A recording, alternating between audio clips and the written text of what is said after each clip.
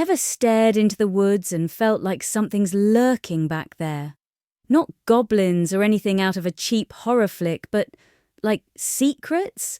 The kind of ancient wild stuff that practically hums under your skin, just begging you to dig a little deeper. So, here's the deal, Ella.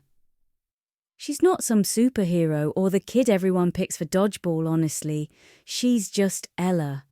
But when the woods started losing their spark, the actual magic, everyone else shrugged it off. Not her, though. She heard it. Or maybe she just paid attention.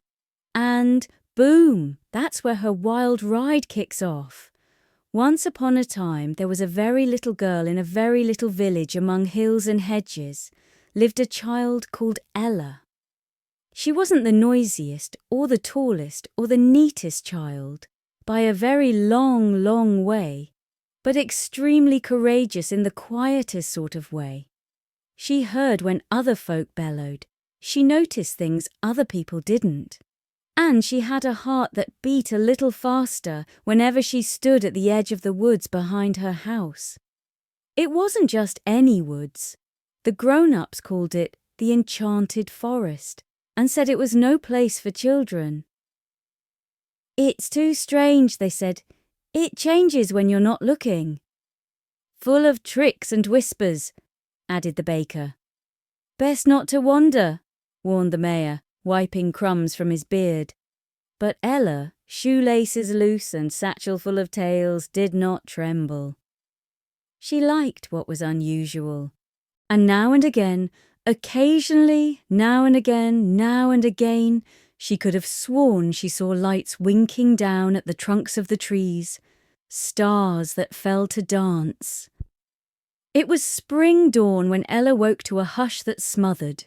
The birds would not sing, the bees would not hum, not even the leaves on the trees had breathed. Her mother scowled at drooping daffodils. The garden's sleeping, she said. It's like something's missing. Ella turned into the woods, and then she saw it.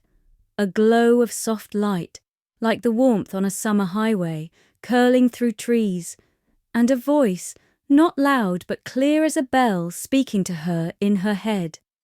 The heart of the forest is dying. We are forgetting. Ella's heart thumped.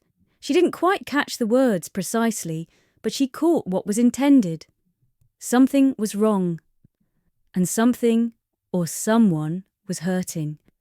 She jammed her satchel into her bag in a hurry, a red scarf to stay warm, an apple for hunger, a notebook to recall, and a pencil chewed at the tip. And out she went, heart thumping in her boots, behind the stone wall, past the garden, and straight into the enchanted forest. The trees closed behind her like silken drapes. It was cooler here. Quiet, but not empty. The forest watched, but not in a scary way. Ella took a breath and whispered, I'm not here to take, I'm here to help. The leaves rustled, like they understood. She hadn't gone far when she met a fox, but not the kind you'd expect. He was snowy white, gold-eyed, and crooked-eared. You're not born of the forest, he snarled, his voice a sigh and a growl. No, Ella said. I'd heard the heart of the forest was on its deathbed. The fox looked at her for what felt like an eternal amount of time. Then he nodded once. Then you'll have to be brave in more than one way. He turned, lashing his tail fast. Come. He took her deep into the forest. Ella had seen wonders, trees that grew upside down, roots embracing the sky. A pond that reflected its dreams, not faces. Petals that would blossom only if she spoke softly to them. But also, the tendrils twisted upon herself when she restrained them. Shadows that advanced if she did not advance. The fox warned her, this forest listens. When you query, it queries. When you remember, it forgets. They came to a meadow at midday where animals hunched. A shaking little rabbit, a tired squirrel who could not speak, even a deer with a silver tail. The heart of the forest was not a tree or a place. It was feeling, warmth, welcome, memory. And it was disappearing. "Can we make it return?" Ella asked. "We can do what it means to recall," said the fox. "But first you must go to the Grove of Light." They journeyed through the weeping thickets, sorrowful trees that wept. Some recalled broken vows. Others whispered words that no one had ever said out loud before. Ella shoved against the leaves. She was tiny, like she didn't fit in here at all. But then she opened her notebook and wrote, "You don't have to be big to be brave." Awestruck, the trees became quiet. They parted for her. Finally, they came to the edge of the grove, but before them stood a figure. Not a figure of terror, not human, a shadow of forgetting. It wasn't terrible.